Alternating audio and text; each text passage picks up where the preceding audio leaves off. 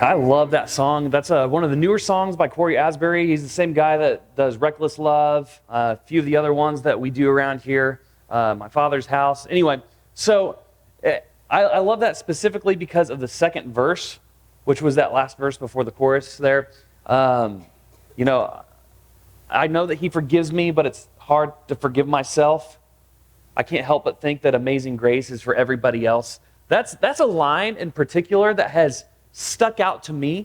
I've shared this before in this series a couple weeks ago, but I feel like in a world where I should know better, any mistake is inexcusable. And so I've wrestled with that personally. And I've talked to lots of other people who grew up in church and heard the good news about Jesus and celebrated the Easter story and been like, but is it really for me? Because I know me and I'm pretty messed up. So if God knows more about me than I know about me, then God really wouldn't love me.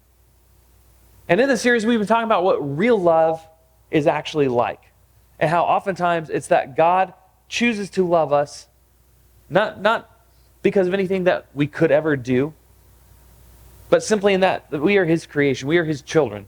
And when He looks at us and when He sees our mistakes and our flaws, He also sees the blood of Jesus that covers us if we've accepted Him. If we've accepted that gift that was given to us on the very first Easter all those years ago. And so as we wrap up the series today, we've been talking about the resurrection of Jesus, which is the Easter story, that Jesus physically died and came back to life. This is the story that we celebrate not only every year around Easter, but it's the reason we gather every Sunday. It's the reason we gather together to study the Bible, to invest in our relationships with each other. We do this because of the resurrection, that Jesus died and He came back to life. Now, maybe you've kind of heard that, and maybe you've heard it enough to the point to where it's like it loses its meaning because you've heard it so many times, and maybe you wrestle with, I don't see how Jesus coming back to life a couple thousand years ago has anything to do with my life today. And that's where I kind of want to talk to you guys about this morning. It can be hard to feel like, kind of like I mentioned and kind of like that song talked about, it can be hard to feel like I'm really loved, accepted, and forgiven by God, at least some of the time. Sometimes I can hear that truth and believe it's true. Sometimes it's during a worship service. Sometimes it's just, me listening to music in my car. Sometimes it's at night when I'm trying to fall asleep and I'm just praying. It can be hard to believe that I am loved, that I'm accepted, and that I'm forgiven by God. Other times it's easier, but there was a time, especially when I was your age, where I remember I had my first girlfriend. I had broken up with my first girlfriend. I had, my mind was just not in Jesus things at all. My mind was like all about me, and finding, love and acceptance from my friends and from other people around me, from coaches, from teachers, from anybody that I thought, cared about me in the slightest. I wanted to paint myself in the best light in their eyes, right? And in order to do that, I took my eyes off of the most important things, which was Jesus. And not only did I find my worth in all the wrong things, but when I fell short of those things, whether it had to do with talents or accomplishments or my work ethic, or it had to do with actual sin that I was dealing with, I felt like I could never measure up to any of the standards that I was supposed to be living up to in my life. And that's where I was when I was your age. I really wrestled with that, specifically my 7th and my 8th grade year. I wrestled with that quite a bit, actually. And so hopefully, I hope you don't relate to that, because I hope you understand how great God's amazing grace is. But at the same time, I recognize that probably that's where a lot of you are at, is where we wrestle with how do we accept that we are loved and accepted and forgiven by Jesus. And so that's again kind of where I want to pick up today. And to do that, I want to kind of share with you a little bit of a story. And I'm just going to kind of recap. I've got some pictures to illustrate as I read, but we're going to treat this like story hour. I'm going to read just the highlights from the point of view of the Apostle Peter, right? And I've got some cue cards back there for you guys running the slides. But Peter was, anybody remember what he was? What was he? Before he followed Jesus, what was he? Before that, he was a fisherman. Okay? So I've got, there you go. So Peter, isn't that cute? Oh, so Peter, he was a fisherman. And, yes, tiny head, big body. Okay, it's a cartoon, okay? And I didn't draw it, so no judgment, right? Peter was a fisherman who was completely left his life of being a fisherman in order to follow Jesus, right? He left his career. He became one of the leaders in the early church, and he enjoyed spreading the message of hope with others, right? He would sit down with people and he would share the gospel.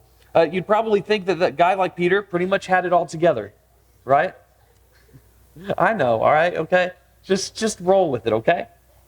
So Peter, he was sharing the message of God. He's this like rock of the faith. You even remember Jesus said, you know, he changed his name from Simon to Peter, which means rock, because you are the rock on which I'm going to build my church. So he says this to Peter. And so, ironically enough, he's sitting on a rock during this message. So there.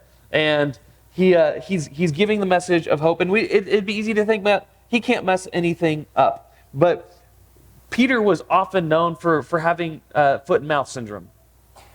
Not hand, foot, and mouth, but foot and mouth syndrome, where you say something and then immediately stick your foot in your mouth and kick yourself in the teeth because you said something you shouldn't have said, right? So this was Peter all the time. And he would speak before thinking many times, which is what we love about Peter sometimes, but also what gets him in the most trouble in other times. And he also, because he would act before thinking, he would do things that were probably not the best. So as Jesus was ending or nearing the end of his life, Jesus knew what was coming. He knew that he would eventually be captured and killed on the cross. He knew that this meant a lot of potential danger for his disciples, including Peter. And after all, they had dedicated their lives to following Jesus. And so Jesus knew that because of all this, because he would be killed, his disciples would be in danger. And so he warned his disciples about what was going to take place at the Last Supper. And Peter, he promised to stand by Jesus to the death, right? But when Jesus was arrested, what did Peter actually do? When Jesus was arrested, Peter denied even knowing Jesus, right? In fact, 3 different times that night. Talk about messing up, right? Peter literally earlier that evening was like, I'm with you, Jesus, to the end, even if it means death. And then just a few hours later, Jesus is arrested. People go like, hey, you're one of his followers, right? And he denies it. 3 times he denies even knowing Jesus. So after Jesus' death, Peter and the other disciples, they weren't sure what to do. Their friend and teacher had been killed, and they were left alone, afraid, and in Peter's case, feeling pretty guilty. It says that Peter and Jesus made eye contact across the courtyard the 3rd time that Peter denied Jesus. You guys ever done something wrong where, like, as soon as you do it wrong, you look up and your mom makes eye contact with you? And it's this look like, I know what you just did, but I'm not going to call it out right now because of where we're at. And you know that, like, oh, I'm busted, right? Or maybe it's a teacher that's done that to you. It says that Jesus and Peter locked eyes across the courtyard right after Peter denied Jesus for the 3rd time, and then the rooster crowed, which is what Jesus said would happen. Before the rooster crows, you will deny me 3 times. And so Peter knows that Jesus knows that Peter did actually deny him 3 times. And so Jesus is gone, and Peter's feeling pretty guilty. But then, of course, Easter Sunday happened. Jesus rose from the dead. He resurrected. And one of the first things that Jesus did was seek out his friends, including Peter. So while Peter was on the Sea of Galilee, which is where he had gone with Jesus several times, Jesus and Peter had gone fishing there, he decided to go back fishing with his disciples, right? So Peter and his disciples are fishing. They kind of left, went back to their old life before knowing Jesus because they didn't know what else to go back to. So they had to eat, they had to make some money, so they go fishing again. And that night they hadn't caught a single fish, which sounds familiar to the first time that they met Jesus. That's when someone from the shore called to them. And to the disciples' surprise, that someone was Jesus calling out to them from the shore. So Peter, often again, acting before thinking. He just dove right into the water and swam to shore to see Jesus again. Now, again, remember one of the last exchanges they had. I imagine Peter's so filled with excitement, he walks up to Jesus and he's like, "You're alive!" And he's excited. And I'm sure pretty much instantly he remembered, oh wait, the last time we made eye contact, I was denying I even knew you. And you can imagine the guilt, right? I can't help but think that amazing grace is for everybody else. That's probably what he was thinking at that time. And so Jesus has this conversation with him. He addresses the elephant in the room while all his disciples are having breakfast. So check this out. This is from John chapter 21. After breakfast, Jesus asked Simon Peter, "Simon, son of John, do you love me more than these?" "Yes, Lord," Peter replied. "You know that I love you." "Then feed my lambs," Jesus told him. Jesus repeated the question, "Simon, son of John, do you love me?" "Yes, Lord," Peter said. "You know I love you." "Then take care of my sheep," Jesus said. A third time he asked him, "Simon, son of John, do you love me?" Peter was hurt that Jesus asked the question yet a third time. He said, "Lord, you know everything. You know that I love you." And Jesus said, "Then feed my sheep." It's kind of like poetry where everything rhymes. You see where Jesus predicts what's going to happen and tells Peter what's going to happen. But Jesus says it's still going to happen. He says, "You're going to deny me, but I'm still going to die." And the disciples didn't understand what Jesus was talking about at the time. But it happens. Peter denies Jesus. Jesus dies on the cross for our sins. He raises from the dead, proving that he has power over death to forgive sins. And then he gives Peter the opportunity 3 times to confess and to, you can think about it as he rights the wrong, but I almost think of it as closure. You know, Peter's hurt that Jesus asked him a 3rd time. But if you look into the original text, Jesus is asking Peter, you know, to not only feed my lamb, am I more important than these? Do you love me more than these? He could be talking about his disciples. He could be talking about the fish that they're eating. Like, do you care about my mission more than you care about your stomach? Do you care, do you love me enough to be able to feed those closest to me, those who follow me? And Peter is one of the fathers of the early church. He literally feeds people the Spirit of God, the day of Pentecost. He preaches, 3,000 people get saved, and that's the Pentecost sermon in Acts chapter 2. And it takes up right after Jesus ascended into heaven, and that's right where the story picks up. Peter steps into the shoes that Jesus laid out for him and said, "Be the rock. Be the person who loves my sheep and feeds them." And so he's heard that Jesus asked him a 3rd time, but at the same time, Jesus is giving them the ownership and the responsibility to then continue to carry out the mission that he had for them all along. And what you and I can tend to forget is that when we mess up, when we make mistakes, when we sin against God and against others, yes, it's wrong. But Jesus forgives us, and it doesn't change the mission and the purpose he still has for us. We have to be humble enough to recognize, yes, I am a sinful person and I need forgiveness, which is a message that our culture doesn't like to send us today. It says, you're perfect the way you are. For us to recognize that, yes, I do need forgiveness. And when we go to Jesus with that and we give that up to him, he still has a purpose and a mission for our lives. And he still loves us and still wants to use us. And he still accepted us. That's the gift of Easter and the gift of the resurrection. And Peter experienced that. Right? Peter knew Jesus better than almost anybody. Walked with him for 3.5 years. Seen him perform miracles. Had in fact done miracles himself because of Jesus. And so if anybody should have known better, it should have been Peter. If anybody should have had faith that Jesus was who he said he was and he had nothing else to fear, should have been Peter. But yet, Peter still fell short. He still sinned. He still turned his back on Jesus. And Jesus still came to offer him forgiveness and say, "Hey, I'm still not done with you. You still are very important to me and to the mission. And I love you."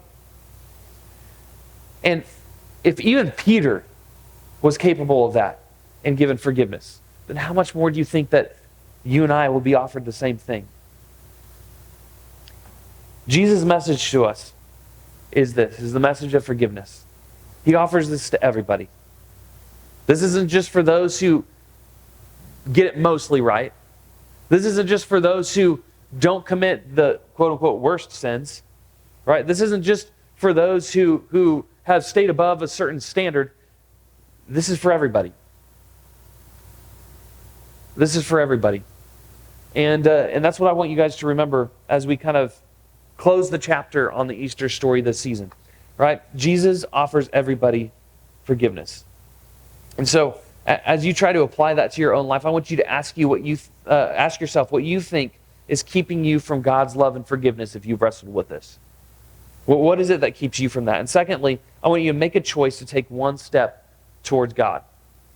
Sometimes it's hardest for us to believe in that forgiveness for us, and therefore that stops us from taking any steps towards Jesus.